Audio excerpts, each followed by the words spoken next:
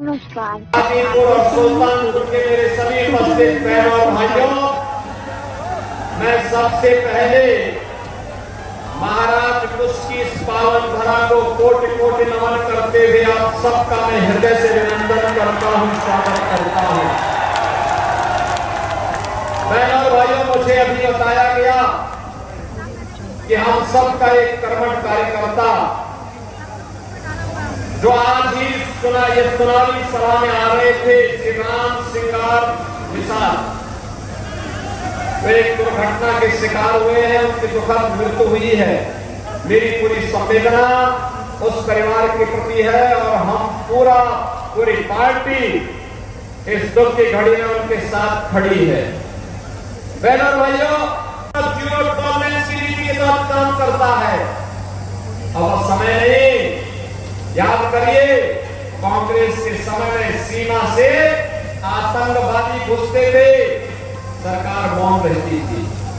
जगह जगह विस्फोट होते थे, सरकार मौन रहती थी। अयोध्या में हमारे रामलला के पावन जन्मभूमि पर हमला होता है, सरकार तब भी मौन रहती थी। काशी में संकट मोचन मंदिर पर हमला होता है तो तब भी सरकार मौन रहती थी। बहनों भाइयों, आज आप देखते होंगे मोदी जी के नेतृत्व में आतंकवाद और नक्सलवाद देश के अंदर समाप्त हुआ, लेकिन साथ साथ अब तो पटाखा भी जोर से फट जाए तो पाकिस्तान पहले सफाई देता, कहता साहब मेरा हाथ नहीं है।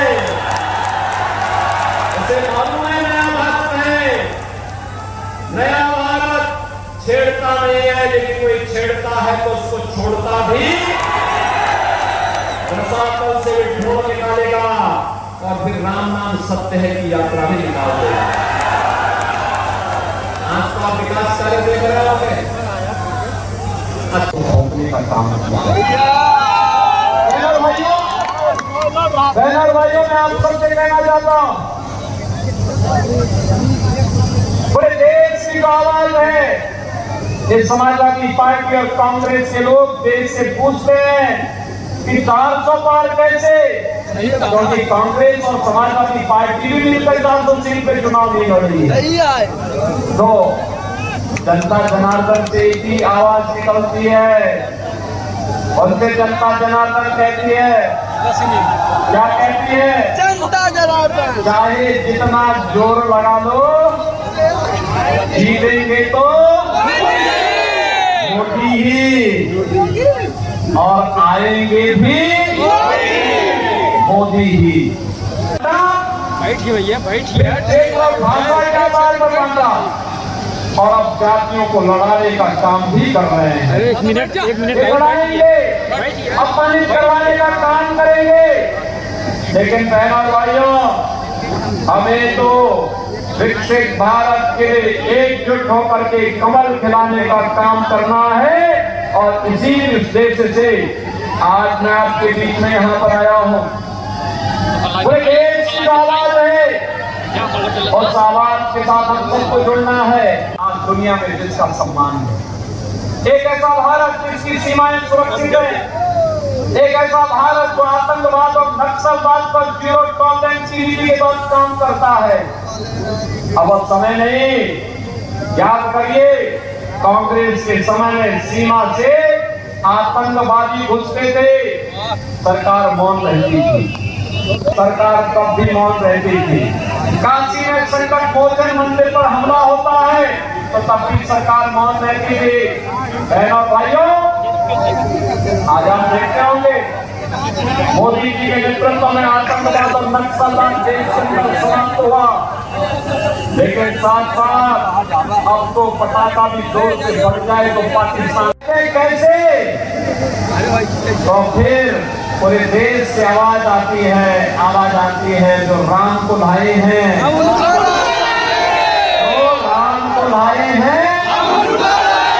और पूरे चुनाव को अगर आप देखेंगे तो राम भक्तों और राम द्रोहियों के बीच में पूरा चुनाव जाकर के समझ गया है। राम भक्त आत्मनिर्भर और विकसित भारत के लिए गांव, गरीब, किसान, नौजवान, महिलाओं, इन सबके उत्थान के लिए देश की सुरक्षा के लिए, सम्मान के लिए कार्य कर रहे हैं, तो रामद्रोही षड्यंत्रों में लगे हैं। बन गए हैं, रायबरेली में एम्स बन गया, और यही नहीं, अब तो हर घर नल योजना भी है, और नल में जल भी है ना।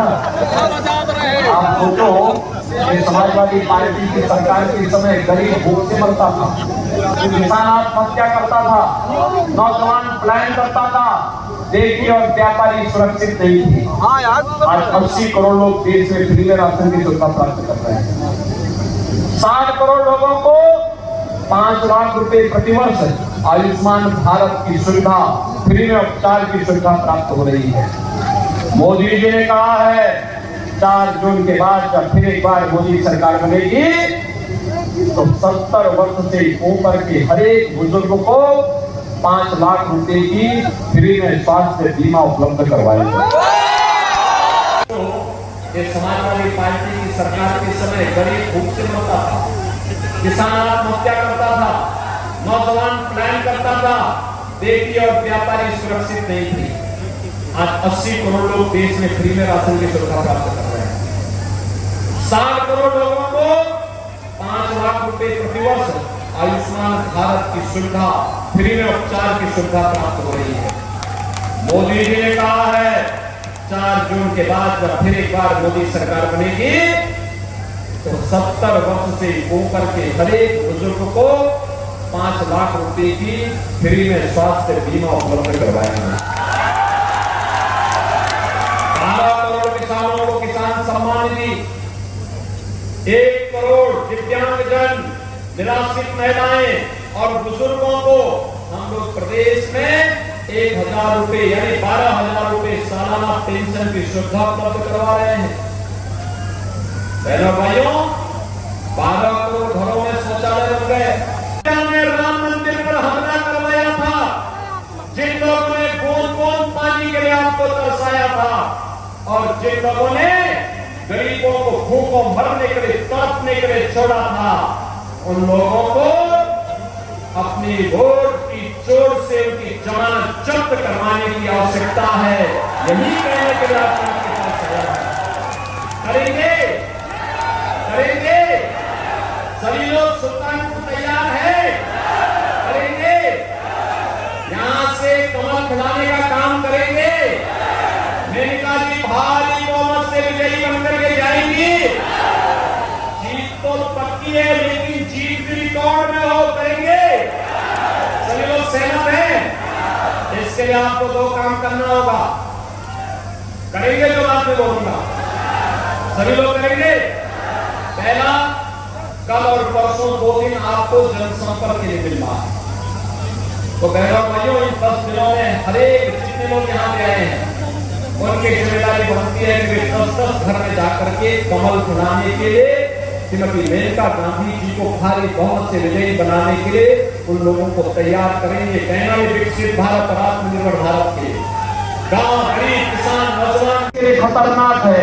आप देख रहे हो कि कितनी भगदड़ मच रही हो। आप सोचो, ये गुंडे अगर सत्ता में आते क्या करते, जो अपने नेता के लिए जाकर के क्या मारपीट करते हैं, कैसी वहां पे उनके मंचों पे तोड़फोड़ हो रही है, कैसे किसी का मंच टूट रहा है, कोई मंच पे धराशायी हो जा रहा है, कोई धक्का देके अपने नेता को नीचे गिरा दे रहा है और स्वयं भी काबिज हो जा रहा है। तो समाजवादी पार्टी का संस्कार हो गया। और दूसरी ओर इनका मैनिफेस्टो भी देखो, एक खतरनाक बात, उन्होंने 2 बातें बहुत खतरनाक कही है, जब तक पूरा खतरनाक बातों से इनका मैनिफेस्टो भरा पड़ा है।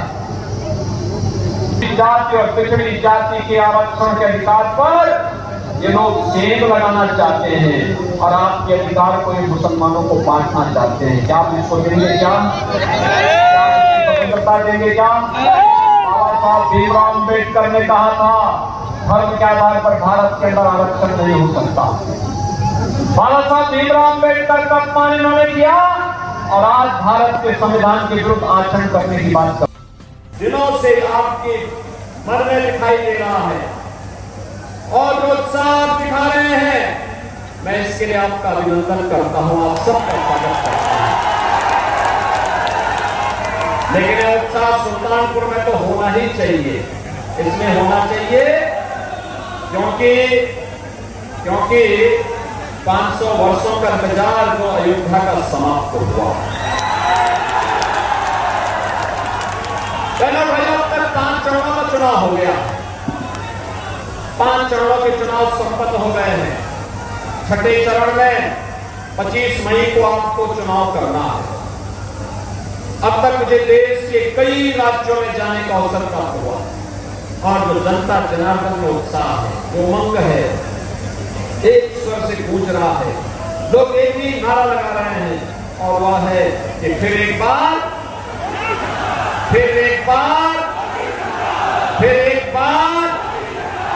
और अब की बार 400 पार की जब बात होती है तो समाजवादी पार्टी को चक्कर आने लगता है, तो चावल खाने की हो जाती है।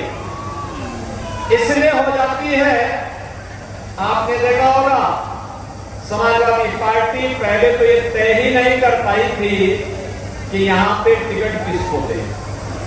पहले एक को देती थी, फिर बदलती थी, फिर दूसरे को देती थी, फिर बदलती थी, फिर तीसरे को देती थी, फिर बदलती थी। और जब कोई नहीं वहां पे हो पाया तो गोरखपुर से ठुकराए गए व्यक्ति को यहाँ पे ला करके जबरदस्ती यहाँ पर उसको थोपने का काम किया। बहनों भाइयों, मैं आप सबसे कहना चाहता हूं, आवाज आती है जो राम को भाई हैं,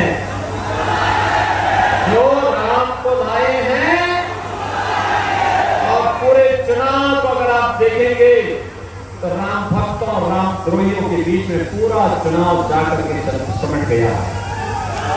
बहनों भाइयों, राम भक्त आत्मनिर्भर और विकसित भारत के लिए गांव, गरीब, किसान, नौजवान, महिलाओं, इन सबके उत्थान के लिए, देश की सुरक्षा के लिए, सम्मान के लिए कार्य कर रहे हैं।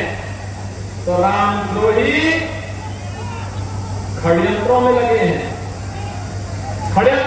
हैं, लगातार कोई ना कोई षड्यंत्र करना, कोई ना कोई देश के खिलाफ षड्यंत्र करना, समाज के लिए खिलाफ षड्यंत्र करना। पहले देश को बांटा, फिर क्षेत्र और भाषा के आधार पर बांटा, और अब जातियों को लड़ाने का काम भी कर रहे हैं। ये लड़ाएंगे, अपमानित करवाने का काम करेंगे।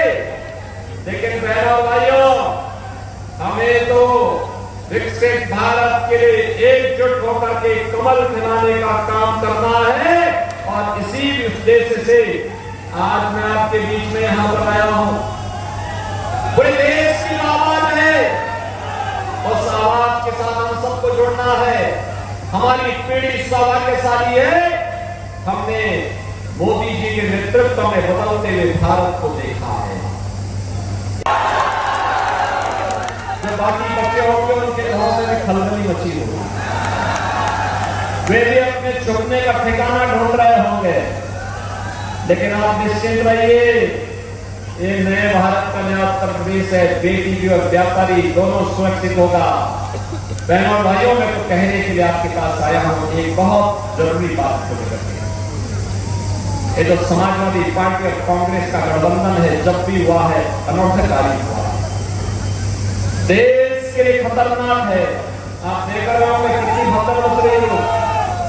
आप सोचो, ये गुंडे अगर सत्ता में आते क्या करते, जो अपने नेता के लिए जाकर के क्या मारपीट करते हैं, कैसी वहां पे उनके मंचों में तोड़फोड़ हो रही है, कैसे किसी का मंच टूट रहा है, कोई मंच पे धराशायी हो जाता है, कोई धक्का देके अपने नेता को नीचे गिरा दे रहा है और स्वयं भी मंच पर काबिज हो जा रहा है।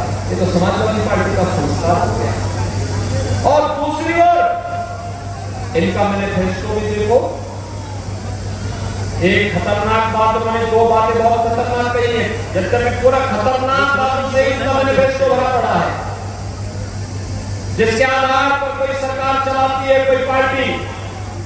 लेकिन एक बात अनुसूचित जाति और पिछड़ी जाति के आरक्षण के अधिकार पर ये लोग सेल लगाना चाहते हैं और आपके अधिकार को मुसलमानों को बांटना चाहते हैं। क्या आप इसको देंगे? क्या आप इसकी स्वतंत्रता देंगे? क्या बाबा साहब भीमराव अम्बेडकर ने कहा था धर्म के आधार पर भारत के अंदर आरक्षण नहीं हो सकता।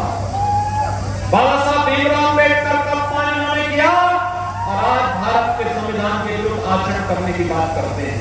और दूसरा, जब राहुल गांधी से पूछा गया कि कैसे आप गरीबी हटाएंगे, ये दो लड़कों की जोड़ी जो है ना, ये बड़ी खतरनाक जोड़ी है। उनको कुछ भी पता नहीं होता, दोनों को घर में रटाना पड़ता है आज क्या बोलना है, क्योंकि एक तो 11 बजे सो के उठेंगे तो उनको पता ही नहीं कि क्या करना है, फिर जल्दी जल्दी कार्यक्रम कहीं लग गए तो फिर उनको तैयार करके भेजना पड़ता है और 50 साल और 60 साल के हो जाएंगे तब भी लड़के ही रहेंगे, जीवन भर उनको लड़का ही रहना है।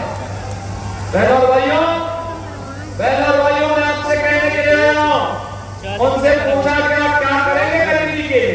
गरीबी हटाएंगे। कहा दादी ने भी तो यही नारा दिया था, नाती भी यही बोल रहा है, गाने ने एक झटके में हटाएंगे। कहा कैसे?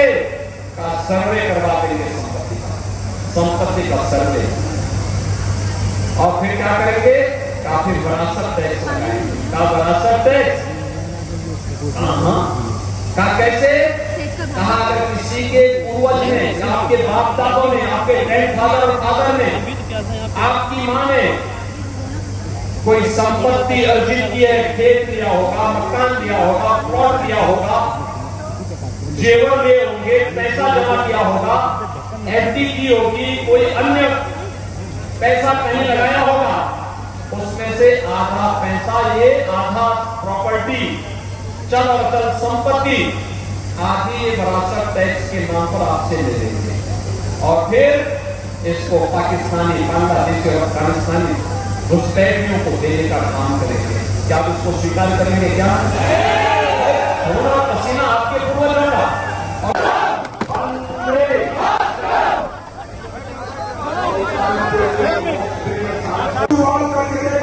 बनेंगे किसी पहचान करके देखो, तुम्हारे दिल की सुगंध जरूर कुछ होगी। किसी के पाँव से कांटे निकाल करके देखो, किसी के पाँव से कांटे निकाल कर जो चुनाव 400 पार इसमें हमको